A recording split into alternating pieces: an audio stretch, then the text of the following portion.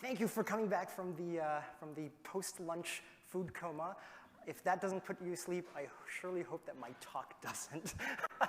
So, today I'd like to tell you about a novel application utilizing Luminex xMAP technology for multiplexing.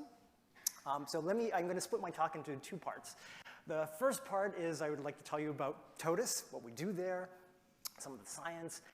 And then in the second half of today's talk, I would like to tell you about our ongoing collaboration partnership with the LuminexPLORE Lab to reformat one of our existing assays over to the new INTELLIFLEX dual reporter platform. All right, so here we go. So yes, Totus Medicines. I'm also, in addition to food coma, suffering from jet lag. I was on a plane last night. We are based in the San Francisco Bay Area from Emeryville. We were founded a few years ago, I think in 2021. We've grown to about 35 people or so we're still a biotech startup.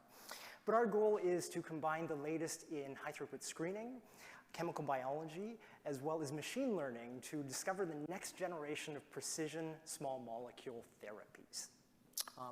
We started in the cancer space, and our first program, when we were looking at what targets to choose, is PI3 kinase alpha. I'll tell you more about this later. But it is one of the most significant unmet needs in oncology today in the cancer space for a couple of reasons. The first is that it's highly, highly mutated. Okay, it's one of the most frequently mutated genes in cancer, probably right after everyone's favorite, P53. And this is just a histogram showing the number of mutations that have been documented across a few different tissue types that I'm sure the font is too small to see at the very back. But the other reason why PI3 kinase alpha represents an unmet need is that the current molecules do not durably inhibit the pathway. And what I mean by that is that they have a short duration in their efficacy. So you can dose a patient, and then as you follow the activity of the kinase pathway, it starts to rebound after just a few hours of treatment. And so if you want to combat cancer, at least to quell its progression, we saw this as an opportunity to come up with a therapy that would more permanently or durably inhibit PI3 kinase signaling.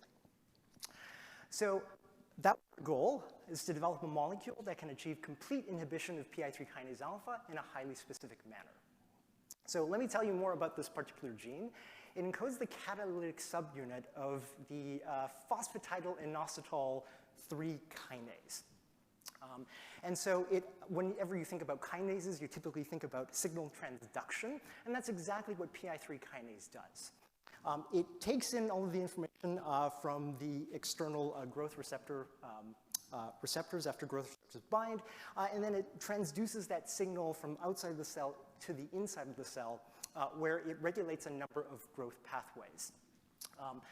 So some of these pathways, the AKT pathway, as well as the one that's seen on the bottom here, PRS40, which is part of the mTOR complex. So generally, this kinase regulates growth and metabolism pathways in the cell. And these mutations that we saw in the previous slide, they generally lead to leader function mutations, which then dysregulates the kinase function, and then thereby the downstream pathways as well. So in the case of no drug treatment, no intervention, this aberrant signaling, we think, leads to tumor cell survival as well as proliferation. So on the previous slide, what would potentially explain the short therapeutic duration of the current molecules in place? Well, we have our thinking is that these inhibitors, they're non-covalent, they're small molecules. So they bind, they inhibit the kinase, but then they fall off again. And as the molecule falls off, it can be subject to different half-lives, different metabolic effects, which reduces the efficacy of that particular treatment. And so this results in a lot of the same thing where initially you get a inhibition of the kinase pathway, of the signaling pathway, but then as the molecules degrade and they fall off, it leads again to this tumor cell survival and proliferation. Okay, so that's what we were dealing with. And our strategy at Totus was, well, if these molecules are falling off, these current inhibitors, why don't we just make a covalent inhibitor instead? one that would bind irreversibly to the kinase. And that's what our current therapy is. This is our compound called TOS-358. We actually just entered clinical trials earlier this year, phase 1. And our thinking with a covalent inhibitor is that it would permanently bind in an irreversible fashion to PI3 kinase and basically shut it down, hence represented by the LOX. And in doing so, this will arrest and hopefully regress tumor cell growth. So how do we actually achieve this irreversible binding? So TOS-358, the molecule, binds covalently to a unique cysteine in the active site of PI3 kinase alpha. So what's shown here is a representation of our co-crystal structure of the compound TOS-358 in the magenta. And then the yellow is the cysteine to which TOS-358 binds in PI3 kinase. This cysteine is unique. So for those who are sort of experts in PI3K biology, and I'm sure there are some here, how we specifically target the alpha, there's a number of different isoforms of the catalytic subunit. How we actually target one specific isoform, the alpha isoform, is that this particular cysteine is actually unique to the binding site, unique to the ATP binding site of the kinase. So this is how we achieve isoform and subunit specificity, by going after a targeted cysteine in the active site. And when it does so, it outcompetes ATP binding, and it shuts down the kinase activity. So do we have any evidence that this approach is better? Yes. So following from Laura's introduction of preclinical studies, we can go into cell lines, we can go into animal models, and show that TOS-358 has a sustained feedback inhibition mechanism. This is the middle panel showing line flattening out. It really shuts down the kinase pathway in a durable manner, as well as superior efficacy in both our in vitro models as well as in vivo models in terms of arresting cancer cell growth. And so this is what led us to enter into clinical trials at the beginning of this year. We are enrolling in phase 1A and B at the moment.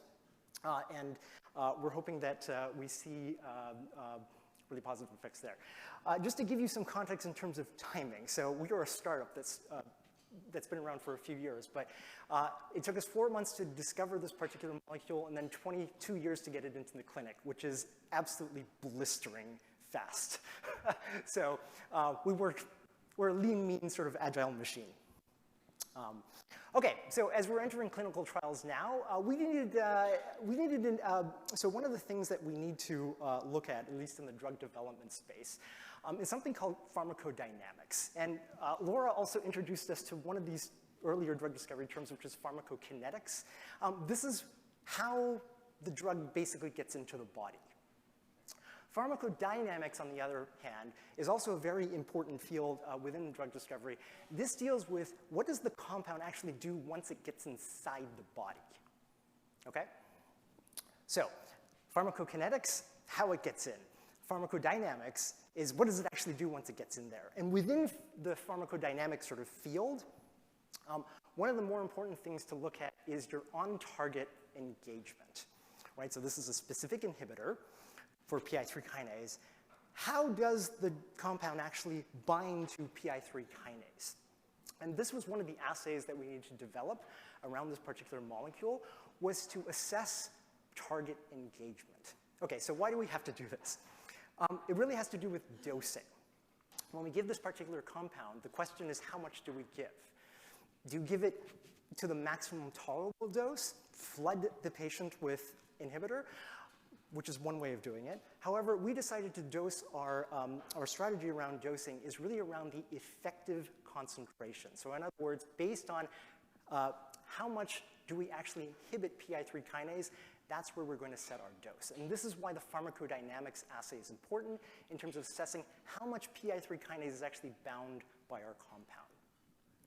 So the initial assay, and sorry, this is a very busy slide, but let me walk you through it because it'll be important for the Luminex assay later on. But our TOS-358 pharmacodynamics that we developed in-house is based on simple Western technology. So you can imagine here that on the left-hand side of the screen, there's a mixed population of PI3 kinase. And this is alluding to, a little bit to what Sherry introduced in her Q&A session, which is looking at the population of bound and unbound or free protein populations with a particular compound. So in blue, I've just highlighted the fraction of the PI3K alpha, which is bound by TOS-358. And then the free or the unbound fraction is in the beige. And of course, it doesn't actually look like this inside the cell. This is just done for clarity. But what I wanted to highlight here is that the difference between these two populations is actually not that big, right? So a protein plus a little tiny small molecule, there's not a lot of physicochemical properties that can be used to really separate and then actually measure these two populations. So what we decided to do was we decided to introduce an approach which is based on a really old school technique, the electrophoretic mobility shift assay, or EMSA. So what we did was we developed a probe, a biotinylated probe that binds to the same site as TOS-358. And we introduced that into our protein mix. And what this is going to do is it's going to bind to the same site as TOS-358 in all of the unoccupied or the free PI3 kinase alpha protein. What this allows us to do then is that the biotin can be used to attach a streptavidin moiety, which then will add mass to all of the unbound PI3 kinase alpha protein.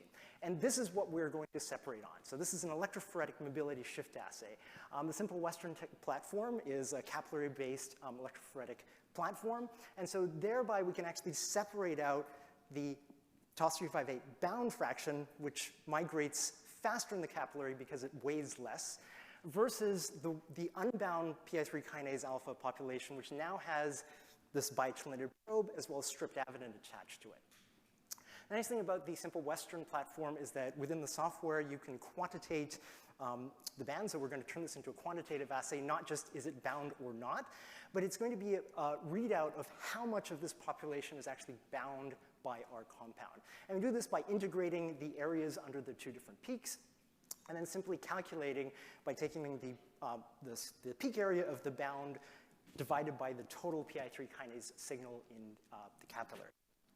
So how does this work? We validated this on whole blood. I needed a system to sort of validate this particular assay. TOS-358 is delivered orally in capsule form, and it has very good bioavailability. And ideally, the samples that we would be looking for target engagement is the tissue itself. But tissue biopsies are very, very invasive, especially for cancer patients. So we decided to go for a less invasive route, which is blood draws. Within the blood itself, the cells that express the higher levels of PI3 kinase alpha are the white cells, the white blood cells, or the PBMCs, peripheral blood mononuclear cells. So how I validated this particular assay was by taking whole blood and then just adding TOS-358 in different amounts, isolating the white blood cells, or the PBMCs, using a Feichel gradient, and then running the occupancy assay on the isolated white blood cells. And the graph on the right-hand side shows the percentage of PI3K alpha, which is bound on the y-axis, versus the concentration of TOS-358 on the x-axis. And we get a very nice dose-response curve covering the entire sort of dynamic range of the assay, going from a few percent, which is a little bit of background, all the way up to 90 or 95% occupancy. So this actually confirmed for me that this particular assay is working and that it can be applied to the clinical samples. And this is what we're doing now as the clinical study proceeds. However, those of you who are familiar with Western blotting, if there are any grad students here, I feel your pain if you have to do Western blots. The Simple Western technology, even though it automates the Western blotting process, still takes a while. So one of its sort of Achilles heels is the throughput side. And as we scale into our phase 1 and then into phase 2 trials, we're expecting a large and dramatic increase in terms of patient enrollment, which also means a large and dramatic increase in terms of the number of samples. So we needed something, a different platform, which would be able to scale with our clinical trials. And this is where we got in touch with LuminexPLORE. So it's been fantastic working with them, and we wanted to repurpose our assay, our pharmacodynamics assay, based on streptavidin mass shifting over to Luminex. Okay, so how do we actually do this? But beforehand, I do want to give a shout out to the LuminexPLORE team, also echo what Ira said before. Working with them is a great pleasure. They're all fantastic people, fantastic scientists, really experienced assay developers. And so I encourage you to reach out to them for any custom assay development needs. And specifically, I do want to give a shout out to Frank. Where's Frank? Frank, can you stand and wave? So Frank is our lead scientist on this particular project. And we've been assisted with Steve, but we have great calls with them. So what does the process actually look like working with the Explore Lab? So it really starts off with a kickoff call to discuss our assay, what we want to have done, setting all of these expectations right up front. They're great communicators, and we have bi-weekly calls to share data as well as just for progress updates. In terms of the actual assay development process itself, they go through screening antibodies, optimizing the coupling of the antibodies to the beads, determining all of the concentrations of both beads and the detection antibodies that are going to be used in the xMAP assay. So basically all the things that you don't have time to really do, they will do for you. After that, once we had selected the antibodies, we went ahead and just to demonstrate the detection of the quote-unquote homebrew kit. And they also performed this assay with multiple sample types for us as well as on different instruments, and I'll show you why that's important a little bit later on. One of the key things as any assay developer will look at sources of interference, right? And I'll show you some of the work that we've done there as well. And the current ongoing work is really assay validation, looking at dynamic range, limits of detection, quantification, and so forth. So it's been a very fruitful partnership going forward. And it's a joy to work with them.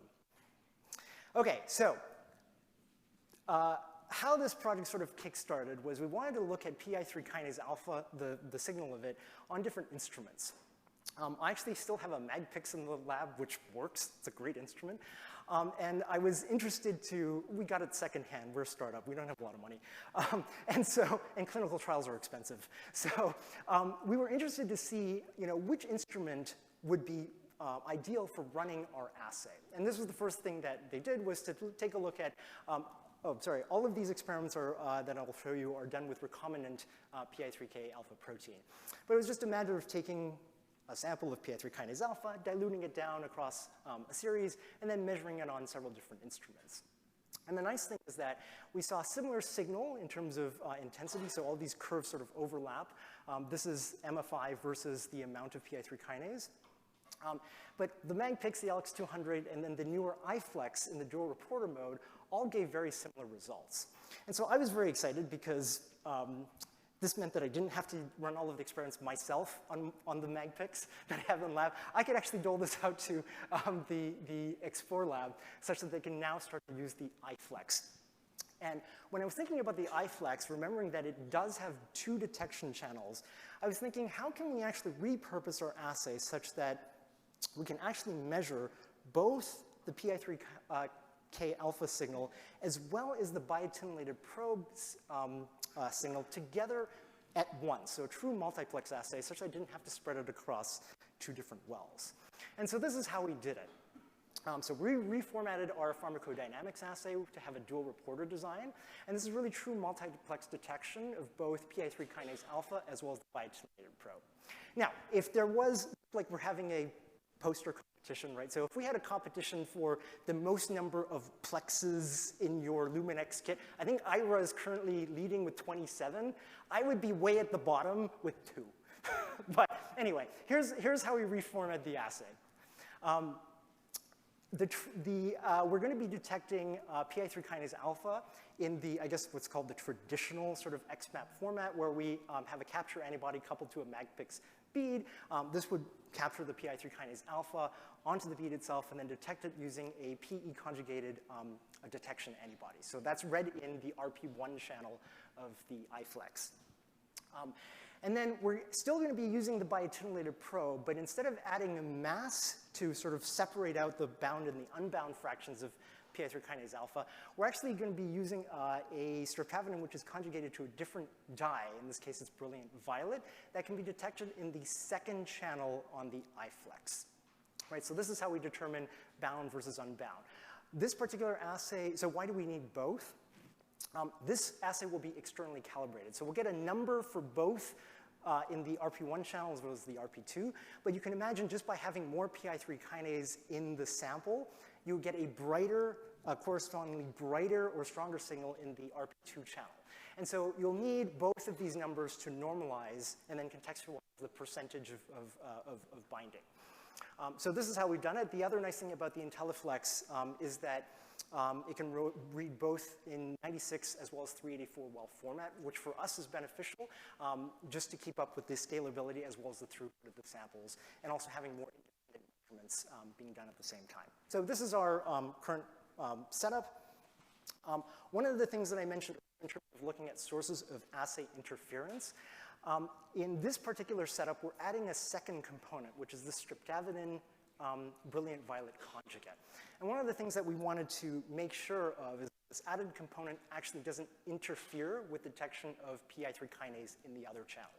And I can happily report that this isn't the case, so it's not a source of interference.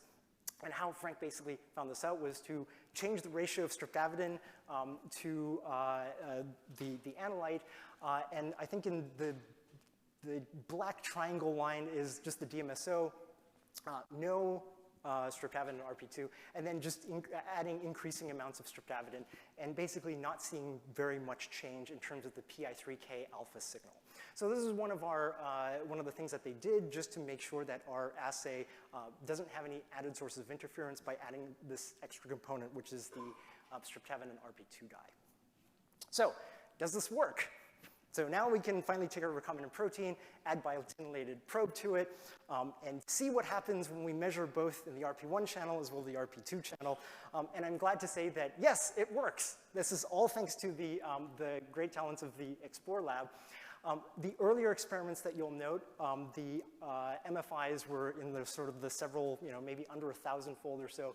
But through iterative rounds of assay development and optimization, we've actually managed to boost the signal by 10 to 15-fold. Again, this is all down to Frank. On the left-hand side in the green is the RP1 channel. This is the detection of PI3 kinase alpha. And what we're actually doing here is there's a few different conditions that I'll walk you through, but the green squares are the ones where we have biotinylated probe. And then the vehicle and the buffer, where there's no biotinylated probe, is the black triangle or the empty square lines. And these two stack up on top of each other because there's the same amount of PI3 kinase alpha in these samples. On the right-hand side, in the purple, this is the RP2 channel. This is the probe channel, detection of the probe.